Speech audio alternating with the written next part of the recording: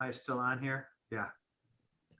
Okay, so what we're talking about and what's in your packet is kind of a summary of the organization's bank / investment CDs balances. And the goal for the past couple of years has been to consolidate those accounts. There's a lot of record keeping and a lot of administration that goes on with having, I don't know how one, whatever, 12, 13 accounts. And obviously when Anna came on, as she knows, and as the team knows, like just to get Anna to be the person on those accounts was a lot of work, right? So, we had to do that. And again, most of them, we just really operate out of our M&T account. All the other ones are really savings or money markets or CDs that we earn interest on. And, over the past couple of years, as everyone knows, the interest has been very, very nominal.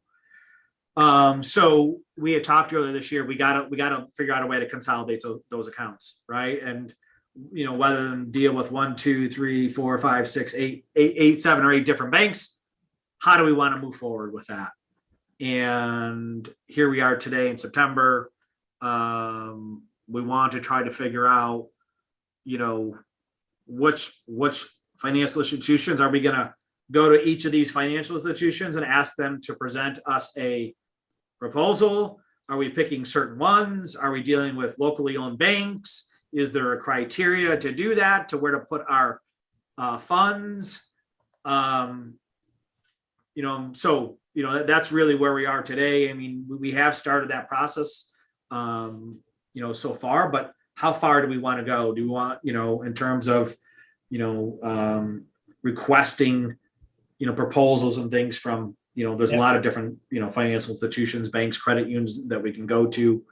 Are we sticking with these? I think most of these were probably past board members to some extent. And what are we doing about, who are we talking to, and, where do we want to go? Where do we want to go with this process?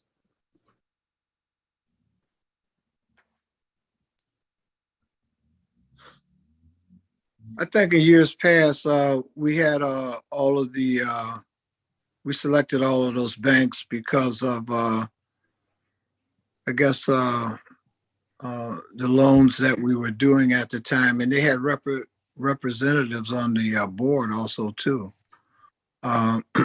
But I think to the point that you just laid out, I think that we're beyond that, and our money are basically laying in those accounts. And I don't see where it works for us. It burdens us more than anything else, basically to manage them. And that anytime that we have a change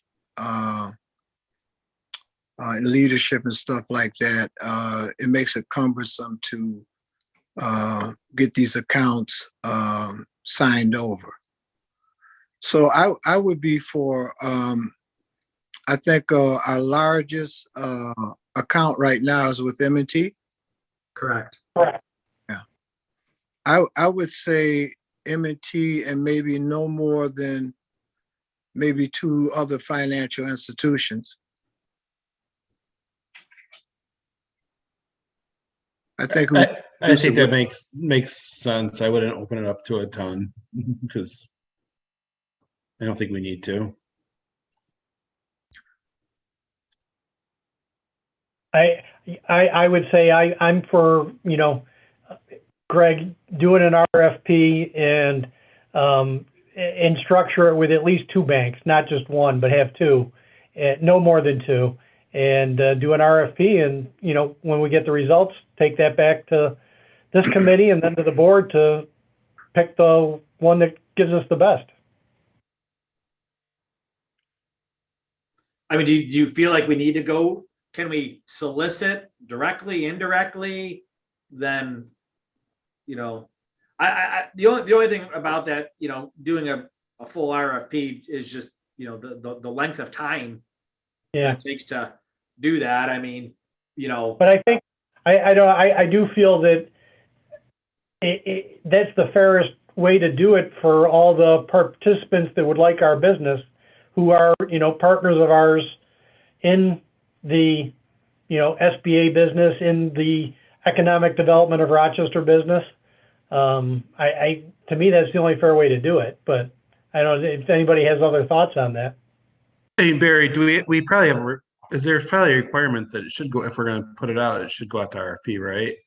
To make sure we're soliciting enough bid.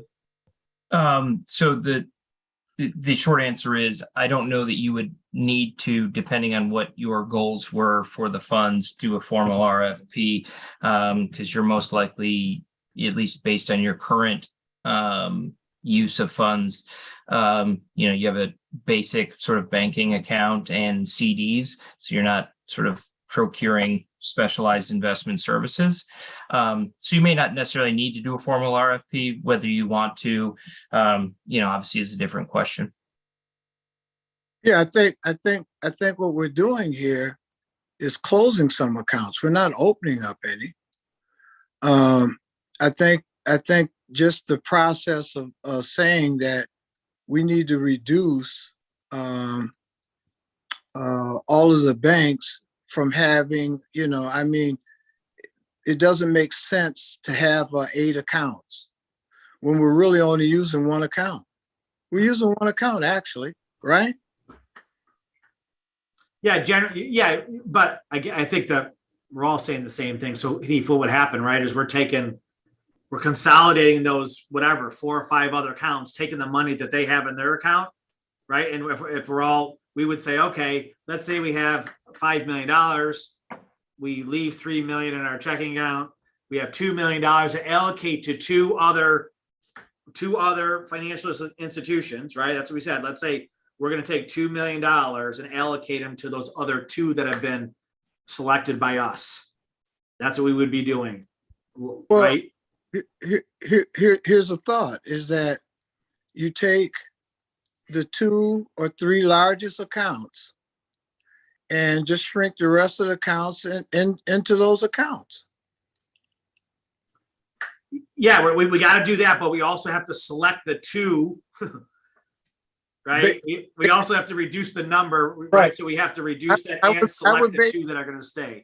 I would base it upon who holds the most money. Right now, you're saying that our largest account is with M&T, right?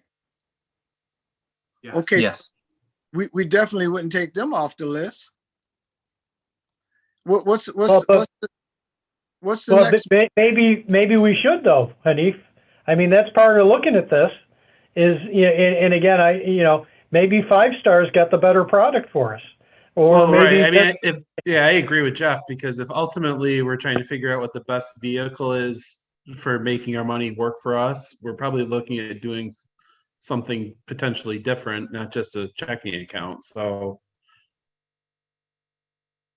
well, listen, I agree with that part of it. If that's what we're doing, when we first got on here, we were saying that we just had too many damn accounts.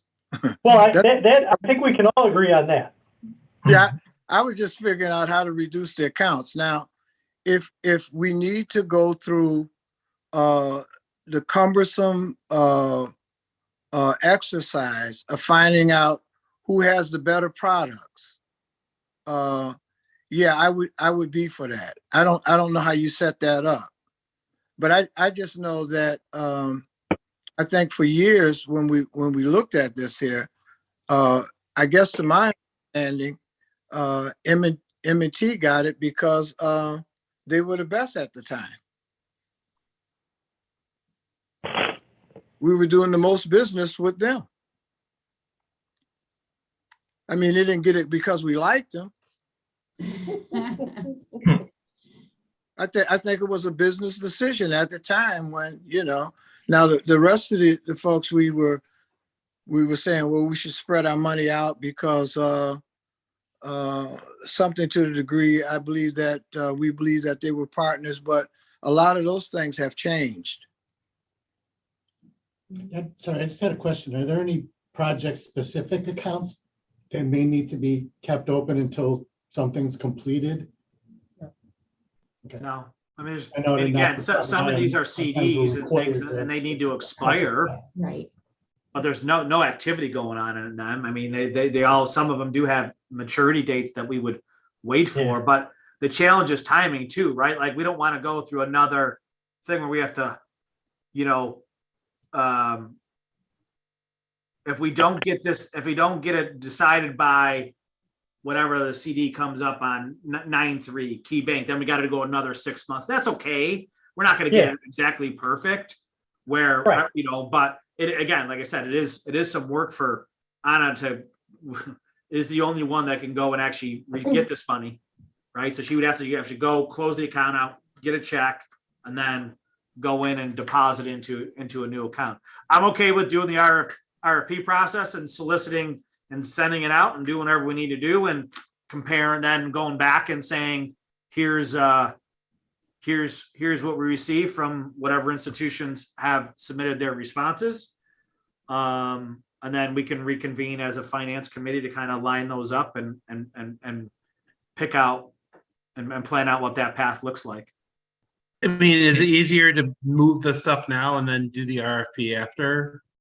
If we're gonna look at doing things differently going forward, but at least all the money's in one spot. Right. As things expire now, just put it all into the operating account, Craig.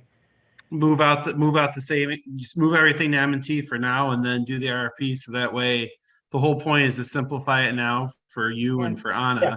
And then we can take our time and figure out what that RFP looks like and what our goals are from the committee. But that way, it kind of accomplishes both. Yeah, so all the savings accounts can all be put into the, you can even put those into the M&T savings account if we have. How come we don't have one with them? That's weird. Yeah. We should at least open a savings account with wherever we're going to put all the money while we're waiting, so that we do get interest on it. But I would say, yeah, I mean, maybe that's the direction we go, is recommend that to move all the savings accounts into M&T Bank now, as we put out an RFP and determine what the long-term strategy is going to be.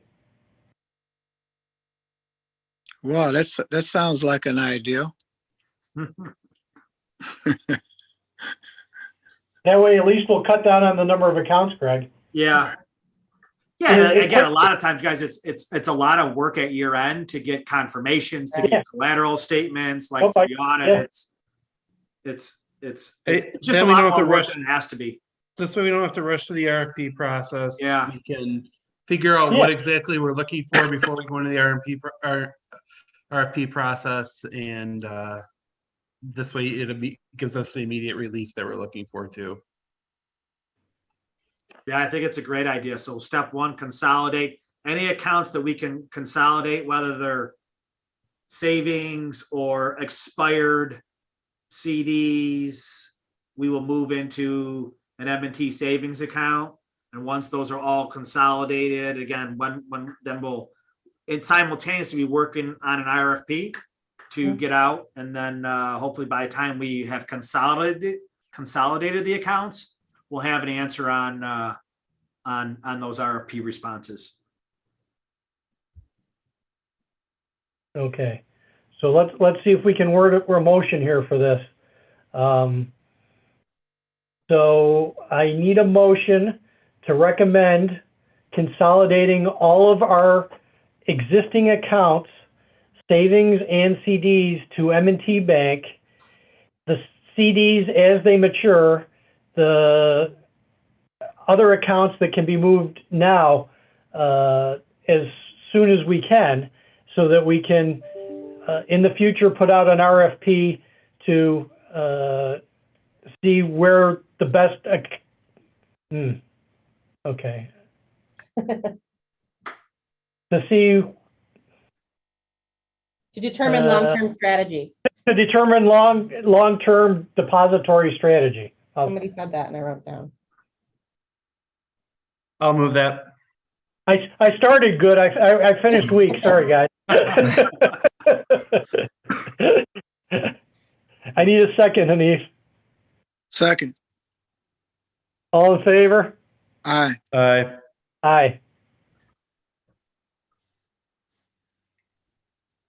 And I Now we think, gotta go back to the yeah, investments. now that we're out of executive session, I need a motion. Can I use the company names, guys, or am I supposed to keep that out of? Technically, both names are in our policies, but I So guess, I'm okay to say them, Barry? yeah, it is public information. Okay. I would like a motion to recommend to the board that we keep the LMD investment and but write off the value of it on our balance sheet. Can we do these in two, guys, or do you think we should do them all at once? Either one is fine, but if you want to do them, separately, it just make the motion easier, but it's up to you. Yeah, I think it makes it easier. So let's do it separately. I need a motion to keep the LMD investment, but to write off the existing value on our balance sheet. Can I get a motion for that? So move. I'll second. All in favor? Aye. Aye. And secondly, can I get a motion to keep the investment of Trillium, to write down the value of the investment to the current to the current market valuation, and to investigate determining their long-term strategy with their main investment? So move. I'll second. All in favor? Aye. Aye. Aye.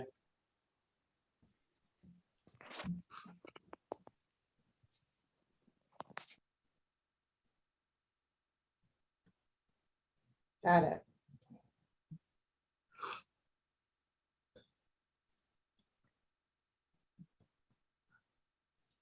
Any other business that we need to discuss, guys? No, not from us. All right. Can I get a motion to adjourn then? I'll move. Second.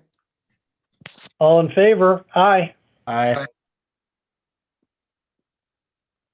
All right. Thanks, guys. Thank you. Thank you. Bye, everyone. Thanks, everyone. Have a good